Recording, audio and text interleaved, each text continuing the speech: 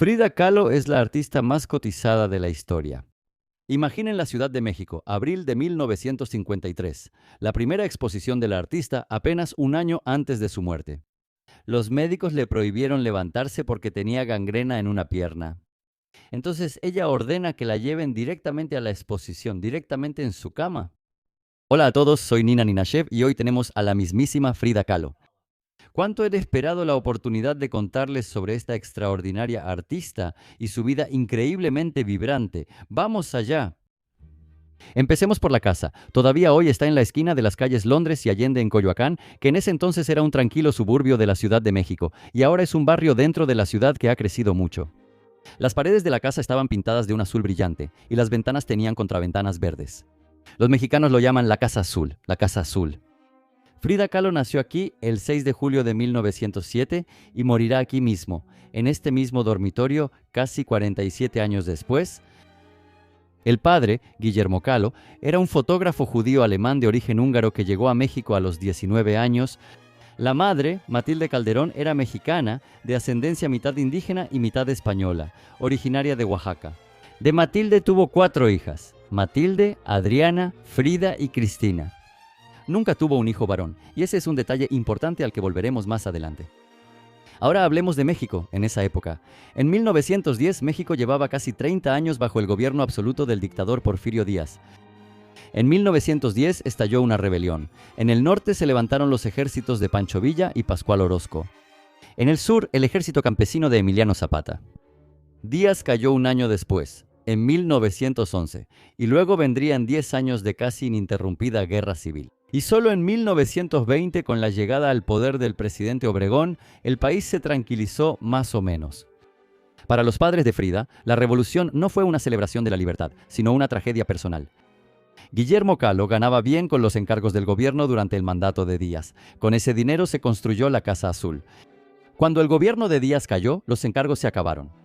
10 años de guerra civil casi arruinaron por completo a la familia. Hipotecaron la casa, vendieron los muebles y rentaron habitaciones. Vale la pena hablar aparte de la madre. Matilde era una fanática religiosa. Llevaba a sus hijas a la iglesia todos los días y las preparaba para la primera comunión. Frida, junto con su hermana Cristina, se burlaba abiertamente de eso. Se miraban durante la oración, tratando de no reírse, evitaban las clases de catecismo y se robaban frutas de los huertos vecinos. Y a los 6 años ocurrió algo que determinó todo el futuro físico de Frida: la poliomielitis. Durante 9 meses no salió de su cuarto. La enfermedad dejó su pierna derecha más delgada que la izquierda para toda la vida. Los niños del barrio se burlaban de ella, Frida, la de la pierna de palo, y ella respondía furiosa con maldiciones. Para ocultar la delgadez de su pierna, usaba de 3 a 4 pares de calcetas al mismo tiempo y zapatos con un tacón elevado. Su padre, que la trató con un cariño extraordinario durante la enfermedad, insistió en que Frida practicara deportes. Para una niña mexicana de esa época, eso era casi escandaloso. Fútbol, boxeo, natación, remo, andar en bicicleta, eran actividades que solo practicaban los chicos. Yo tenía los mismos juguetes que los niños, recordaba ella. En las familias mexicanas era muy importante tener un hijo varón. La herencia se transmitía por la línea masculina, y el padre eligió a la joven Frida como sustituta de un hijo. Él empezó a llevarla a su estudio y le enseñó el revelado y, en general, la estética de la fotografía, sentando así las 2 bases más importantes del carácter de su hija. En primer lugar, una actitud libre hacia los roles de género. A ella le gustaba usar trajes masculinos de 3 piezas. Se conserva una famosa foto familiar de 1926, donde Frida está de pie entre su madre y sus hermanas con un traje masculino completo y un bastón. Esto también se reflejó en sus autorretratos. Por ejemplo, el autorretrato con el cabello corto de 1940, donde explora el tema de la masculinidad, la independencia y el rechazo del papel femenino clásico impuesto por la cultura. En segundo lugar, las bases de la destreza visual, que más tarde se convirtieron en la base de su pintura. Y otro episodio de la infancia que es importante para entender su futura pintura. Después de enfermar de poliomielitis, la solitaria Frida, pasando muchos meses en su habitación, se inventó una amiga imaginaria. Soplaba sobre el cristal de la ventana, dibujaba con el dedo una puerta en el vidrio empañado y salía por ella a su propio mundo imaginario. Muchos años después, al explicar una de sus pinturas más famosas, el doble retrato, las 2 Fridas, ella describirá precisamente esta experiencia infantil de desdoblarse. Presten atención, el tema del doble, del cuerpo herido y del refugio imaginario no nace de una moda vanguardista, ni de un intento de surrealismo, como le atribuirán, sino de la infancia solitaria de una niña enferma en Coyoacán. Los años escolares de Frida están entrelazados con los cambios postrevolucionarios en México. Amigos, un pequeño anuncio sin fines de lucro. Estamos lanzando un proyecto para buscar nuevos artistas talentosos. Habrá promoción, habrá una interacción clara y correcta. En la descripción dejaré el enlace. La dirección de correo electrónico, si eres artista, escríbeme y platicamos. En 1920 nombran como ministro de Educación a José Vasconcelos, un brillante filósofo que participó en la revolución contra Díaz. Él declara una cruzada por la alfabetización, construye 1000 escuelas rurales, abre bibliotecas, albercas y escuelas de pintura al aire libre. Y lo que es más importante para nuestra historia, firma contratos con artistas, Diego Rivera, José Clemente Orozco, Alfaro Siqueiros, para que pinten los muros de los edificios públicos con frescos que glorifican la historia y la cultura mexicanas. Así, de la propaganda común nació el movimiento muralista mexicano. Ese mismo movimiento que hará de Diego Rivera, el futuro esposo de Frida, el artista más famoso del país. Rivera se convertirá en la figura principal de este movimiento, una especie de artista oficial del Nuevo México. Si hacemos una analogía con la actualidad, sería como si el gobierno de hoy le encargara a Banksy pintar los muros de todos los ministerios. Y es precisamente en esa escuela, la famosa Escuela Nacional Preparatoria, la institución educativa más prestigiosa de México, donde entre 2000 estudiantes solo había 35 chicas, donde en 1922 ingresa la joven de 15 años Frida. A diferencia de todas sus hermanas que simplemente recibieron la educación secundaria religiosa tradicional, considerada en ese entonces suficiente para cualquier mujer. En 1922, cuando Frida ingresó allí, la escuela apenas comenzaba a aceptar mujeres. Las chicas representaban solo alrededor del 1.7% del total de estudiantes. Frida fue una de esas 35 mujeres pioneras que se atrevieron a prepararse para la educación superior en México. No solo gracias a su intelecto, aprobó los exámenes de admisión más difíciles.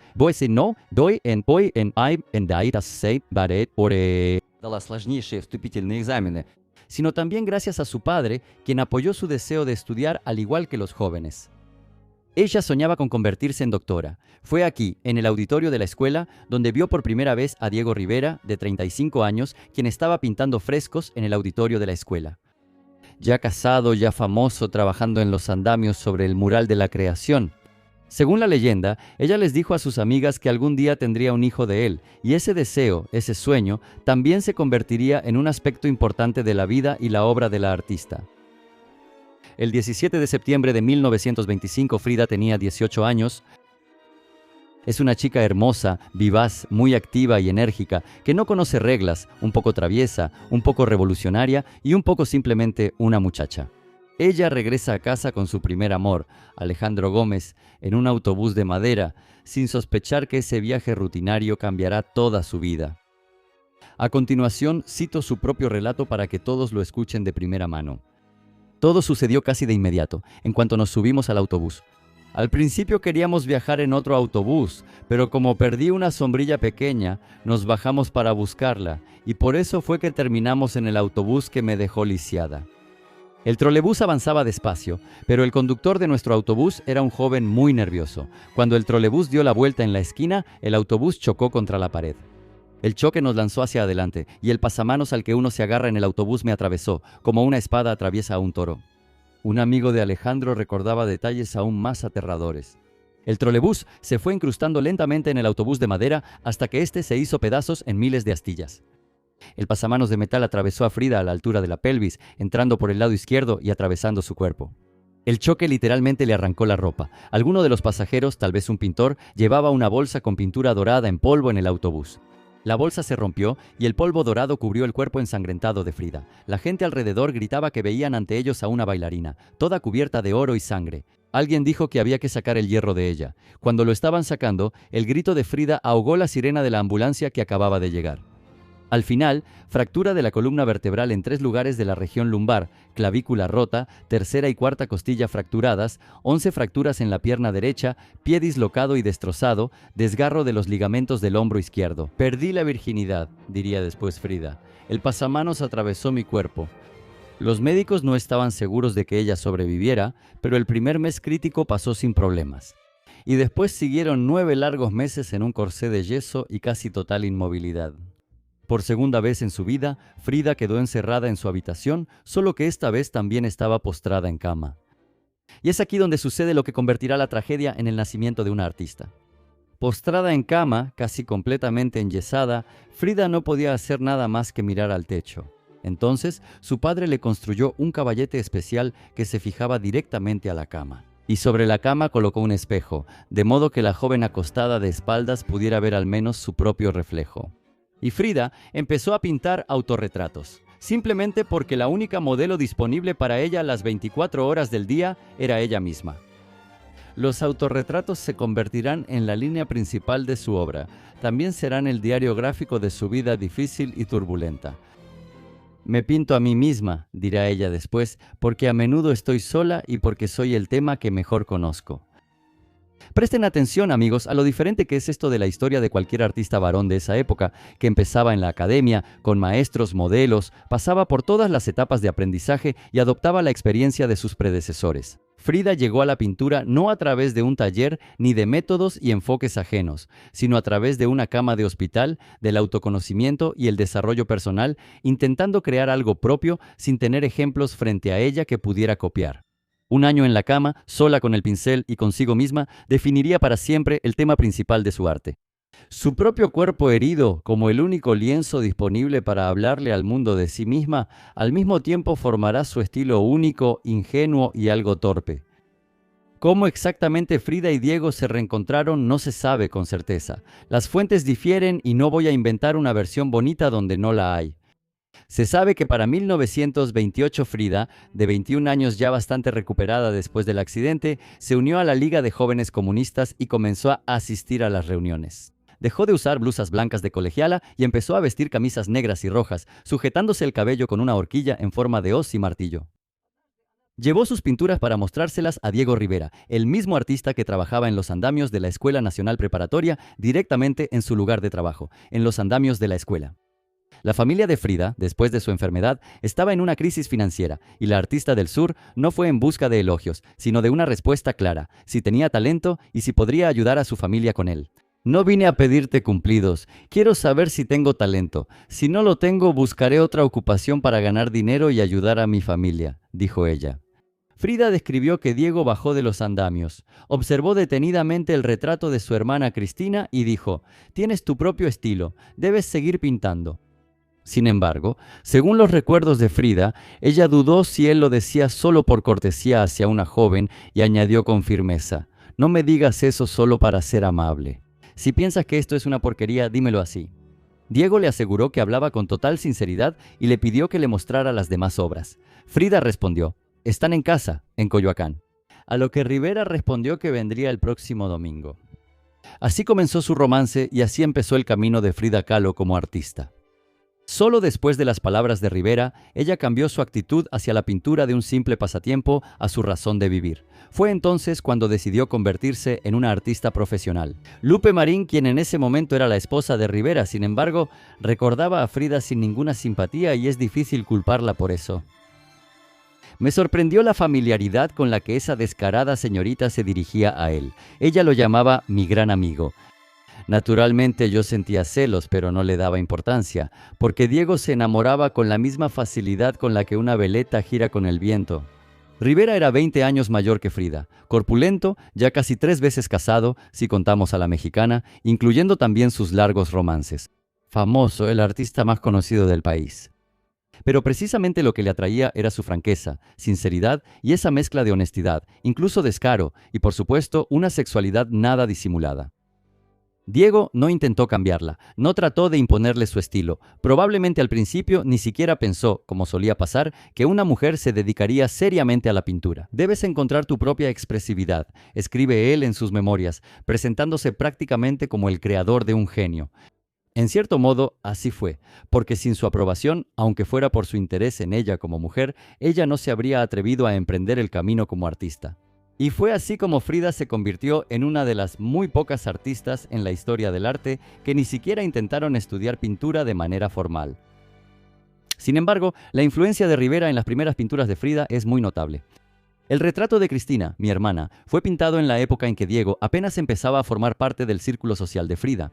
A diferencia del clasicismo europeo de su primer autorretrato con vestido de terciopelo, aquí la figura de su hermana está pintada en gran tamaño, colocada estrictamente en el centro y delineada con contornos definidos. El fondo se reduce a un color local simplificado y a plantas estilizadas, resaltadas con manchas planas, un recurso característico de las pinturas populares mexicanas de retablo y de los frescos de Rivera. En exactamente el mismo estilo están pintados tanto el retrato de Virginia como la niña de Ñu Ñue, así como los retratos de niños y muchachas mexicanas del pueblo. Así como el retrato de Lupe Marín, esposa de Rivera, una silueta escultórica prominente sobre una pared estilizada a la mexicana. Con el tiempo, la etapa de imitación o incluso de adoración a Rivera pasará. Frida empezará a construir el espacio a su manera. Donde Rivera generalizaba y teorizaba, ella se aferraba a un detalle concreto: las orejas grandes del niño, los hombros huesudos, un alfiler inglés en un vestido pobre. Y precisamente esa atención minuciosa a lo particular y no hacia lo general se convertirá en el rasgo principal de su estilo maduro. El 21 de agosto de 1929 se casaron en el antiguo ayuntamiento de Coyoacán. La madre de Frida estaba totalmente en contra, un comunista feo, gordo, de 42 años y ateo. No era lo que ella deseaba para su hija. La propia Frida recordaba esto con su característica ironía. A los 20 años me enamoré de Diego y a mis padres no les gustó porque Diego era comunista y porque decían que parecía un Bruegel gordo, gordo, gordo. Decían que era como un matrimonio entre un elefante y una paloma. Mi madre se negó rotundamente a ir a la boda y según la tradición mexicana era la madre quien se encargaba de preparar el vestido de novia de la hija. Por eso, Frida tuvo que improvisar y pidió prestada una blusa de la sirvienta, un chal y una falda larga que ocultaba el aparato metálico en su pierna. Ese fue el primer paso de Frida para dejar la ropa europea y empezar a usar los trajes tradicionales mexicanos de Tehuana. Diego adoraba el folclore mexicano y la cultura de los pueblos indígenas. Al ponerse la ropa de una mujer indígena, Frida desafió los valores de su madre, quien se sentía orgullosa de sus raíces españolas y de su estricta educación católica. Y al mismo tiempo dio un paso hacia Diego, o incluso hacia el mundo de Diego, al que desde hace tiempo quería pertenecer. Antes de la boda, Diego fue a pedir la mano de Frida a su padre, y él le dijo: ¿entiende usted que mi hija es una persona enferma y que seguirá enferma toda su vida? Es inteligente, pero es una inválida. Si aún así quiere casarse con ella, le doy mi consentimiento, pero no debe olvidarlo. Y Rivera respondió: lo sé. Después de eso, el padre de Frida añadió otro detalle pragmático que explica por qué entregó tan fácilmente a su hija a un comunista y a un alborotador, y también qué diablilla era la propia Frida. Frida es un diablo, dijo él, pero es un diablo inteligente. Ella solo tiene un defecto físico, está enferma. Usted es rico y yo soy pobre y estoy endeudado. Al menos usted podrá pagarle a sus médicos. Los testigos en la ceremonia fueron un peluquero y un médico homeópata que pasaban por ahí por casualidad. En la fiesta de bodas, la exesposa de Diego, la misma Frida Pimarín, armó un escándalo. Esa mexicana alta y temperamental llegó a la boda. Se acercó a Frida en medio del banquete, le levantó la falda y les gritó a los presentes: ¿ven estos palitos? Son esas piernas las que ahora le tocaron a Diego en vez de las mías. Después de eso, se retiró orgullosa. Frida reaccionó con calma. Solo se arregló la falda y bromeó. Pero estos palitos ahora sostienen a Diego mucho mejor. El mismo Diego esa noche se emborrachó, sacó una pistola y le rompió el meñique a alguien. Aquí tienen, amigos, el cuadro de ese mismo matrimonio del elefante y la paloma, y me temo que desde el primer día hubo mucho más drama que romanticismo. Y ahora, una conversación importante sobre cuál era el lugar de la mujer en la sociedad mexicana de esa época y cómo Frida respondió a eso con un gesto concreto a través de su vestimenta. México en los años 20 y 30 era una sociedad profundamente patriarcal, donde el ideal de la mujer era el marianismo. Devoción, sumisión, autosacrificio por la familia siguiendo el ejemplo de la Virgen María, como la madre de Frida y sus 3 hermanas. Las mujeres mexicanas en esos años no podían votar. Obtendrán el derecho al voto solo en 1953, casi al final de la vida de Frida. ¿Se imaginan? Hace apenas 80 años las mujeres en México obtuvieron el derecho al voto. Incluso en el mundo del arte, que se consideraba revolucionario y progresista, mandaban los hombres, como de hecho fue hasta hace muy poco tiempo. El movimiento muralista era un club exclusivamente masculino, donde la mujer, en el mejor de los casos, podía ser modelo o la esposa de un genio, adornando su brillante imagen. Y es en este mundo donde irrumpe Frida con su espontaneidad, descaro y franqueza, al principio claro como la esposa del gran Diego Rivera. y ella llega con una decisión que era muy femenina, sobre la ropa, pero incluso al principio no se trataba de moda, y pronto se convertiría en una declaración política y en la tarjeta de presentación de Frida Kahlo. Después de la Revolución Mexicana, en el entorno intelectual y artístico del país comenzó un fuerte auge del indigenismo, el feminismo y la exaltación de la cultura de los pueblos originarios. Diego Rivera era un apasionado coleccionista de arte precolombino y un promotor de las tradiciones populares. Él creía que las mujeres mexicanas cometían un error al copiar ciegamente la moda parisina y estadounidense y admiraba los trajes de Tehuana. Y él convenció a Frida de que esa ropa resaltaría su belleza única. Para Frida, también era una manera de convertirse en la musa ideal para Diego y compartir sus ideales culturales y políticos. Además, la falda amplia ocultaba muy bien las piernas lastimadas de Frida. La blusa ancha podía ocultar el corsé de yeso y las flores en la cabeza y las joyas grandes distraían de lo que la ropa escondía debajo.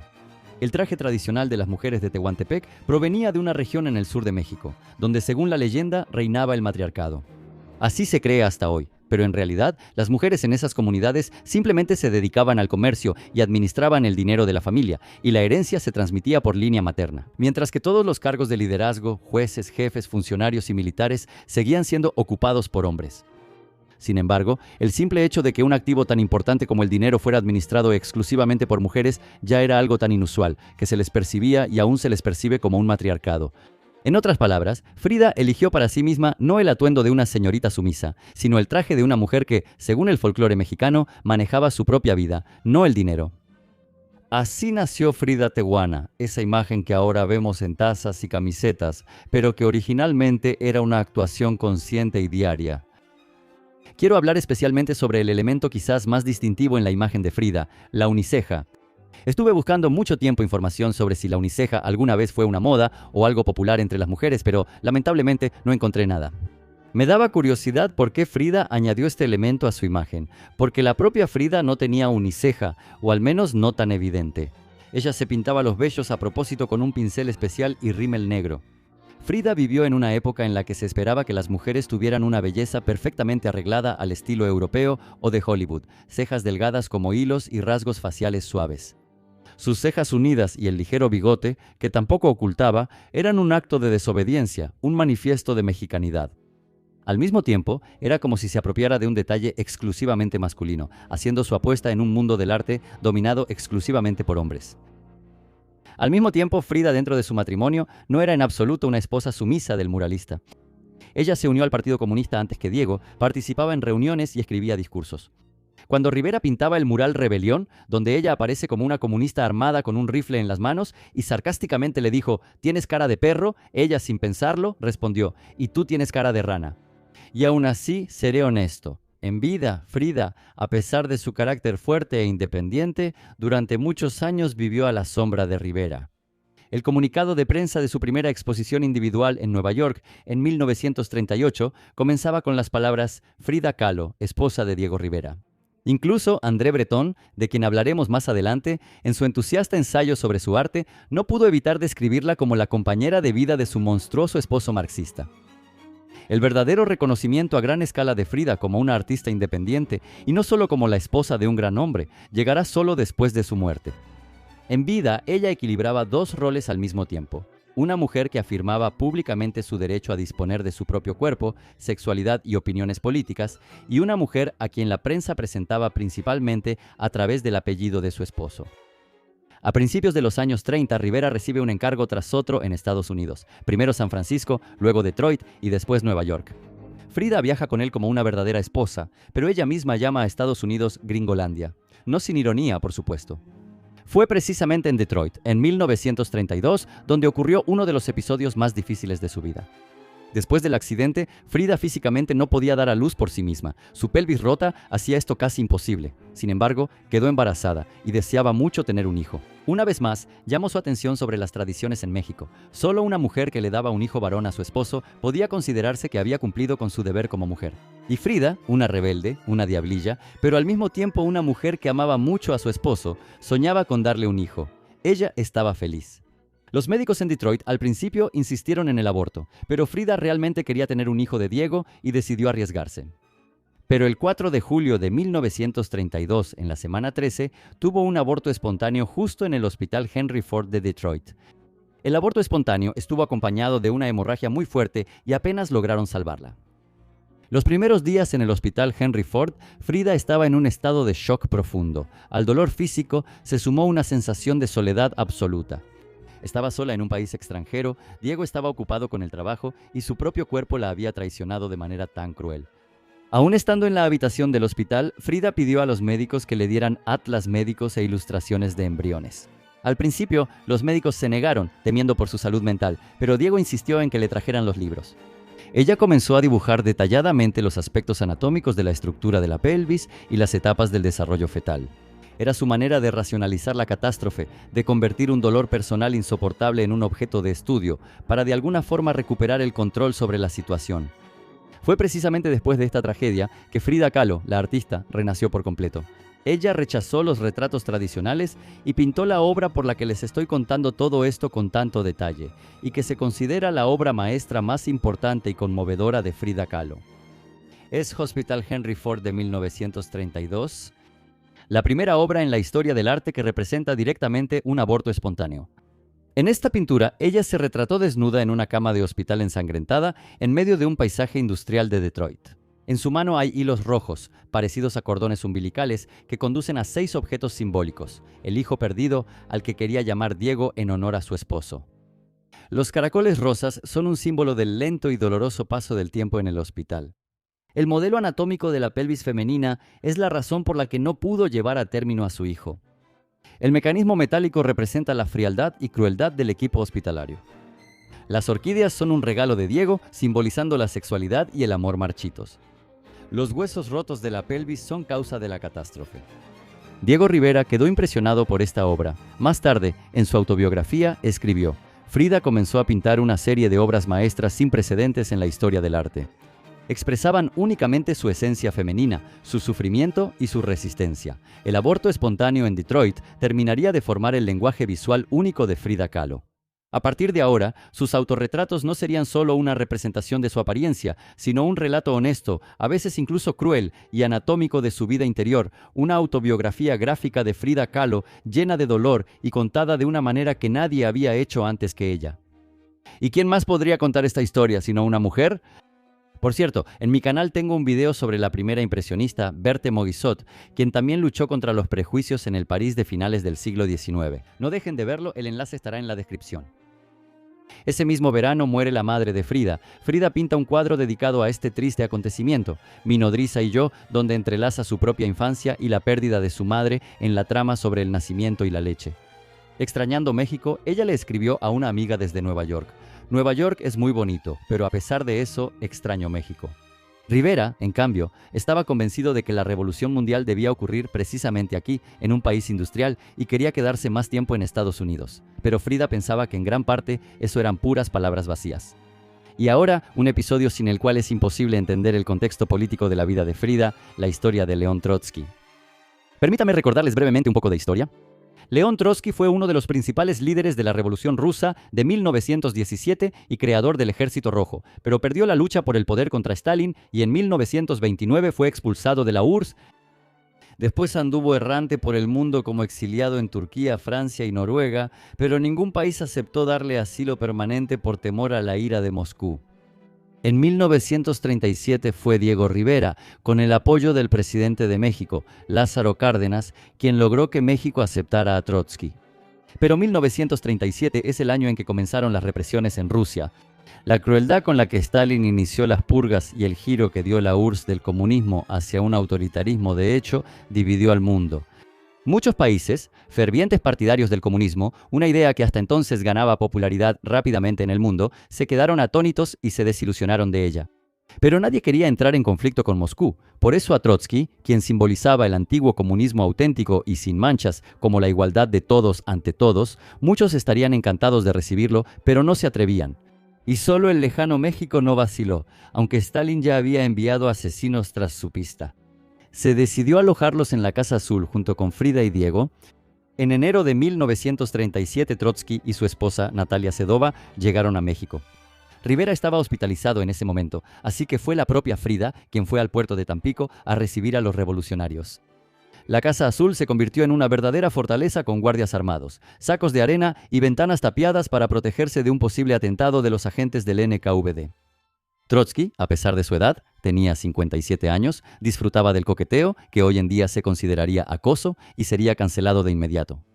Podía, por ejemplo, como recuerdan los testigos, acariciar la rodilla de una mujer debajo de la mesa. Frida, por su parte, seguía dolida por la reciente infidelidad de Diego con su propia hermana Cristina.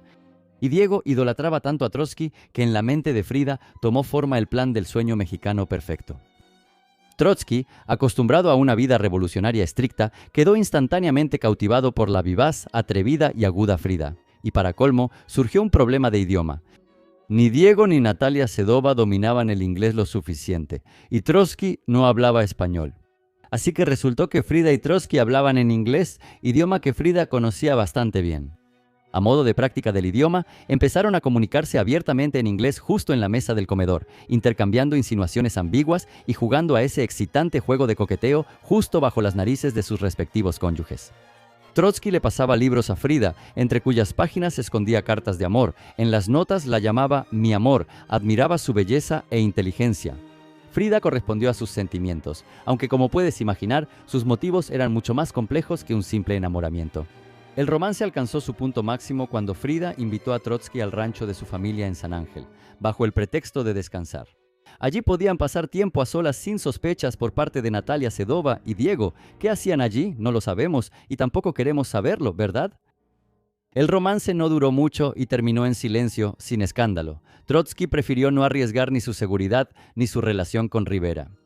Pero quedó una huella en el arte. Fue en ese periodo, en 1937, cuando Frida pintó el autorretrato Fulan Chang y yo, y el famoso autorretrato dedicado a Lev Trotsky, el mismo que después colgaría en su planeta.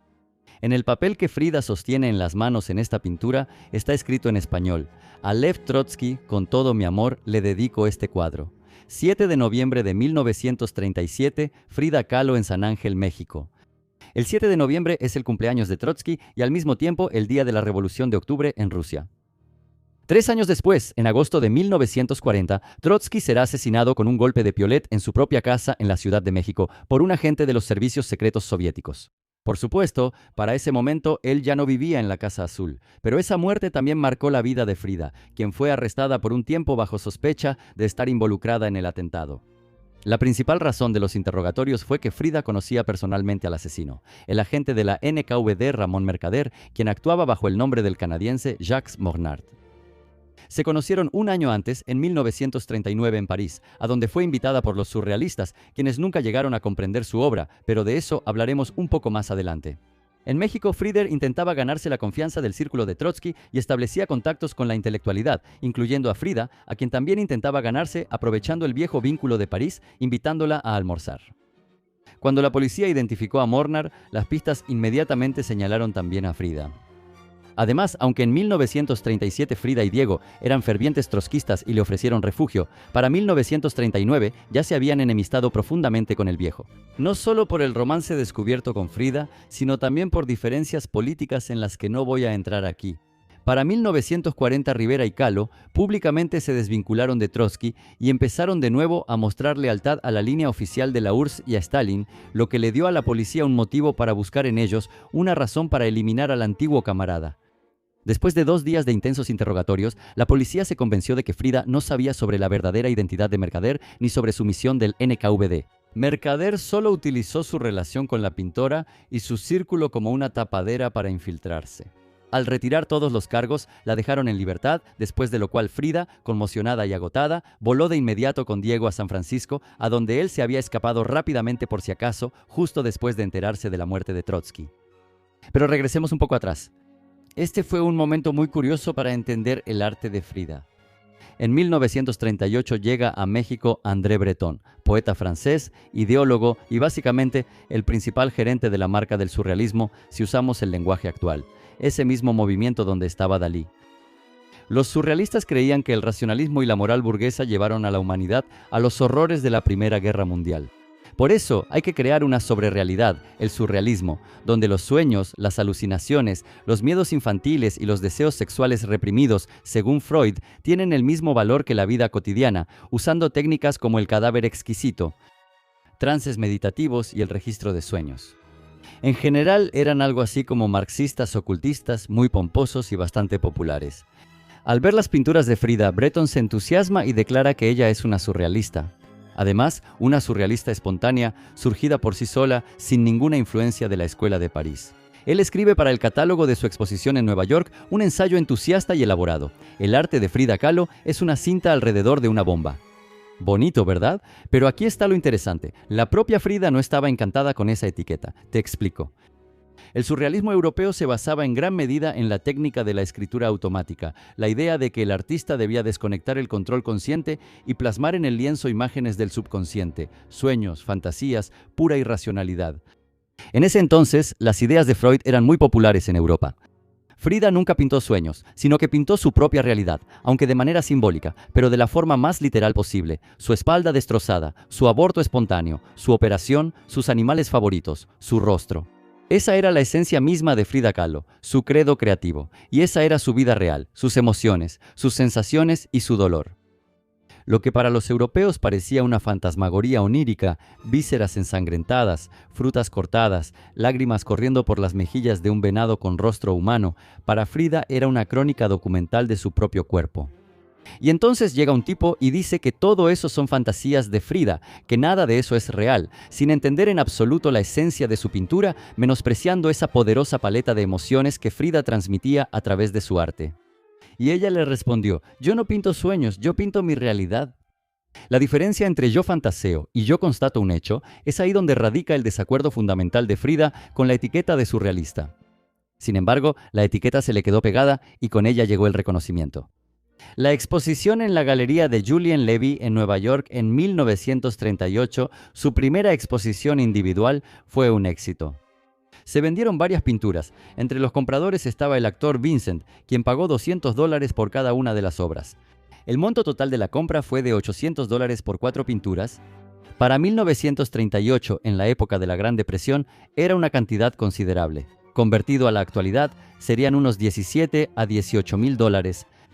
Esta fue la primera gran venta de Frida, lo cual la hizo muy feliz, pero en comparación, las pinturas de Diego, que ya era reconocido desde hace tiempo, se vendían por $1,000, $1,500 hasta $5,000.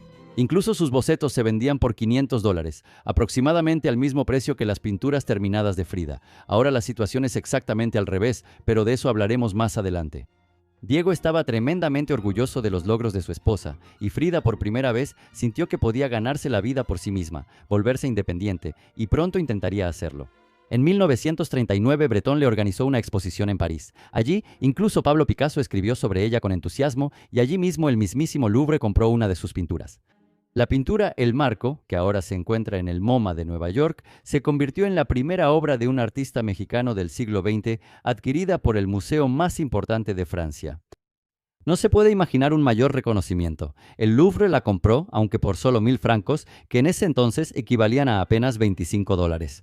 Incluso hoy en día, esa cantidad sería unos simbólicos $600, pero aún así era el Louvre. Fue precisamente aquí, en París, donde conoció al futuro asesino de Trotsky. Pero detrás de las bambalinas del triunfo parisino había cansancio, el encanto de la bohemia parisina, que Frida describía en sus cartas con palabras sumamente mordaces. Y ahora intentaré leerles su carta, en su famosa carta a otro de sus amantes, el fotógrafo estadounidense Nicholas Murray.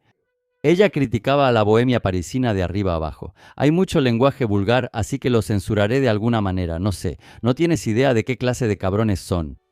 Me dan náuseas. Son tan despreciables que ya no los soporto. Hay demasiados intelectuales y surrealistas del tipo yo. Se pasan horas sentados en esos cafés baratos, calentando el trasero y hablando sin parar de cultura, arte, revolución, y nunca hacen nada en realidad. La experiencia en París la asqueó tanto del arte europeo pretencioso que Frida declaró categóricamente: prefiero sentarme en el suelo y vender tortillas en el mercado de Toluca que tener algo que ver con esa bola de artistas mugrosos de París. Fue entonces cuando finalmente rechazó la etiqueta de surrealista, enfatizando que no pinta sus sueños ni fantasías, sino su propia y dura realidad. En 1939, poco después de regresar de París, Frida y Diego se divorcian.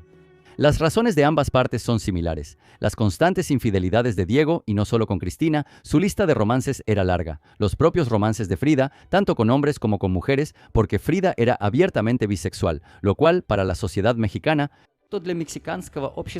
era una osadía casi impensable. Además, Frida ya podía valerse por sí misma y mantenerse sola, y separados vivirán durante todo un año.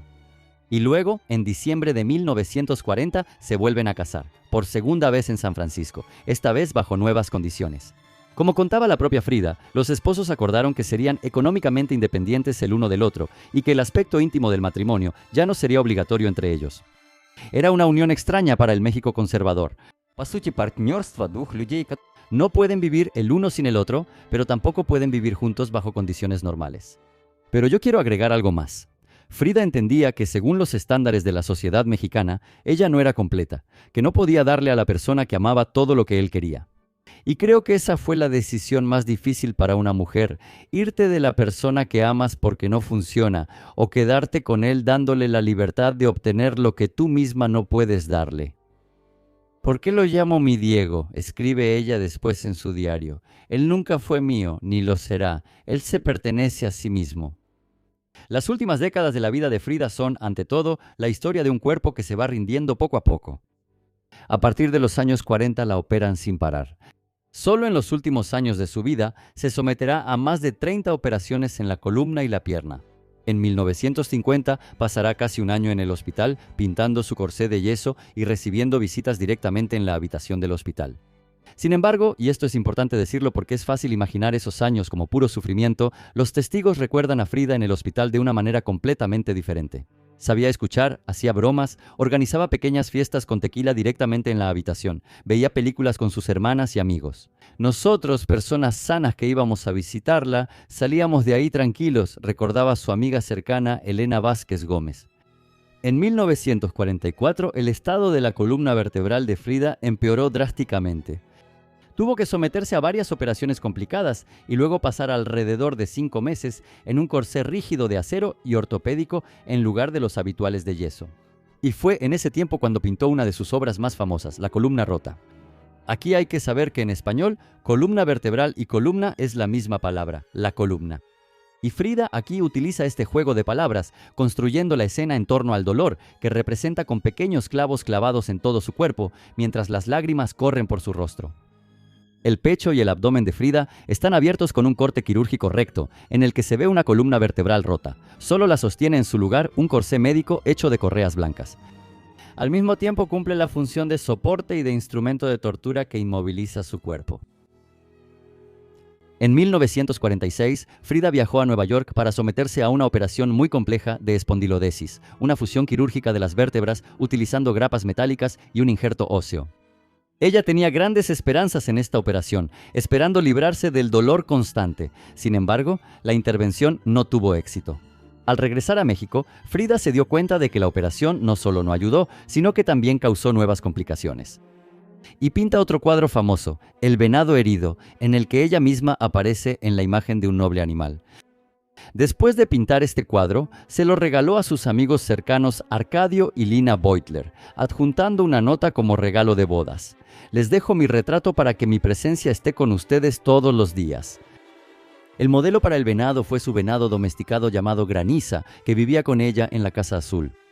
La presencia de las grandes astas de venado no es una coincidencia, esto indica la naturaleza andrógina de su ego. Del cuerpo del venado sobresalen 9 flechas. En el calendario y la mitología azteca, el venado es símbolo de la vida terrenal y de los ciclos, y el número 9 es símbolo del inframundo.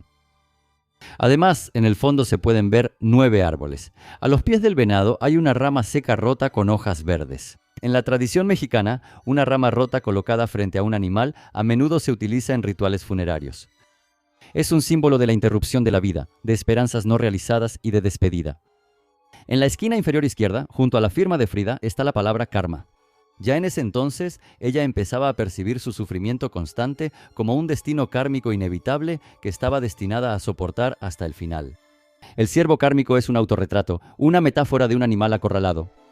Frida se siente como un blanco del destino, donde cada flecha es otra operación, una traición o una lesión física.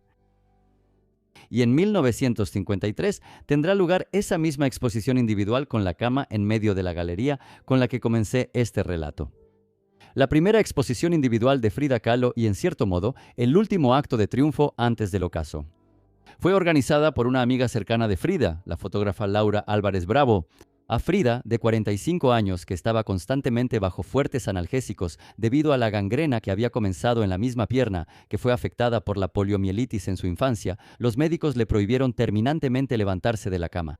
Pero Frida dijo: «Quiero estar presente. Si los médicos no me permiten sentarme, iré acostada».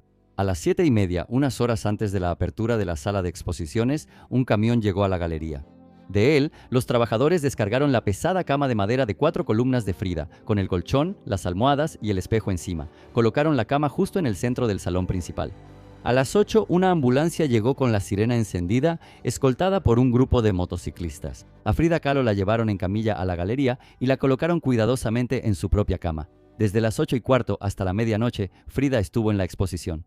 Ella llevaba su mejor atuendo tradicional tehuana. Su cabello estaba adornado con flores frescas y cintas brillantes, y sus dedos, con anillos grandes, brillaban.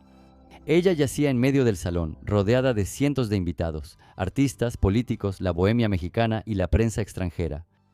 Frida convirtió la inauguración en una celebración vibrante de la vida. Ella bromeaba, bebía tequila y cantaba sus canciones mexicanas favoritas con los mariachis que habían llegado. Los invitados se acercaban uno por uno a su cama para mostrarle su respeto, besarle la mano o conversar con ella.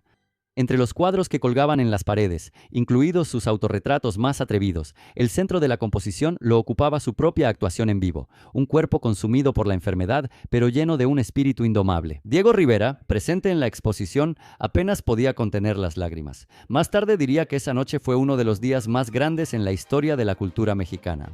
La exposición tuvo un éxito colosal y duró más de lo planeado, pero la propia Frida ya no pudo volver a asistir. Tan solo unos meses después, en agosto de 1953, debido a la gangrena, le amputaron la pierna derecha por debajo de la rodilla. Esto la sumió en una profunda depresión. Fue un golpe durísimo, después del cual, según testimonios de sus seres cercanos, las ganas de vivir de Frida empezó a apagarse.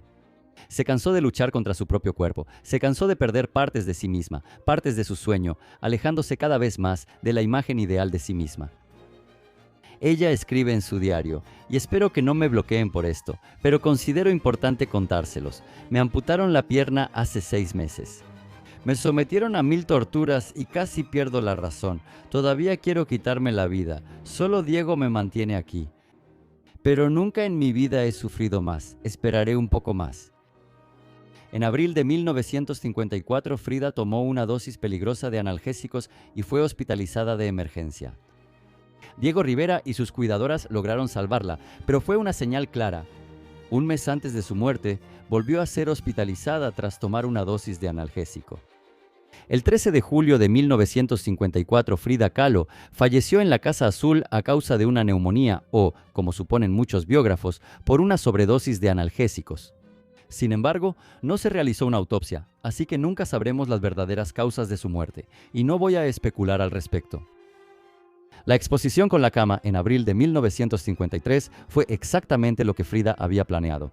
Un gran acto final, una despedida grandiosa y valiente al público en sus propios términos. Su despedida se llevó a cabo en el Palacio de Bellas Artes de la Ciudad de México. En ese mismo edificio donde, décadas atrás, Vasconcelos invitó a los muralistas a pintar las paredes. En la ceremonia estuvo presente el presidente de México, Lázaro Cárdenas, el mismo que alguna vez le dio asilo a Trotsky. Desde 1958, la Casa Azul se convirtió en un museo en su memoria, y hoy es uno de los museos más visitados de la Ciudad de México. Frida Kahlo vivió solo 47 años, de los cuales casi 30 los pasó con dolor físico constante, causado por aquel accidente en el trolebús. Pero fue precisamente de ese dolor, de su cuerpo lisiado, de la imposibilidad de tener hijos, de las infidelidades de su esposo, de sus propios romances, del traje de tehuana como gesto político, de la etiqueta de surrealista que ella rechazó, que nació una de las biografías pictóricas más honestas y reconocibles del siglo XX. Nacieron pinturas que no se pueden entender sin comprender la vida de Frida y que es imposible no amar después de conocer su dolor. Las pinturas de Frida Kahlo, como creo que ya entendieron, no se pueden evaluar desde un punto de vista técnico. Aquí todo es bastante prosaico, pero los significados que ella les daba son realmente únicos. La vida que ella vivió realmente inspira y el dolor que soportó realmente conmueve. Pero ella no fue una víctima, fue una mujer que, en un país donde se suponía que la mujer solo debía ser acompañante, eligió ser el sol. En 2025, la pintura de Frida Kahlo, El sueño, la cama, se vendió en una subasta por la increíble suma de $54.7 millones y de esa manera se convirtió en la artista femenina más cara de la historia. La pintura más cara de Diego Rivera, para comparar, actualmente es el lienzo El baile en Tehuantepec, que se vendió por $15.7 millones, casi 4 veces más barato. La pintura El sueño, la cama fue realizada en 1940 durante el periodo de su divorcio con Diego Rivera, la muerte de León Trotsky y dolores físicos muy intensos. El sueño era una de las pocas obras importantes de Frida que se encontraban en una colección privada fuera de México, donde su legado ha sido declarado Patrimonio Nacional y está prohibido exportarlo. Y ahora, sabiendo todo lo que les he contado sobre Frida, vamos a observar este cuadro más de cerca y verán cómo su simbolismo se revela ante ustedes.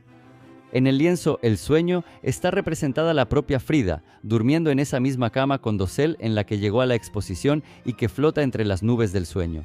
En el dosel de la cama, justo encima de Frida dormida, yace un esqueleto gigante. Es una figura tradicional mexicana de Judas, que se hace de papel maché y se hace explotar con petardos durante la Semana Santa, el Sábado de Gloria.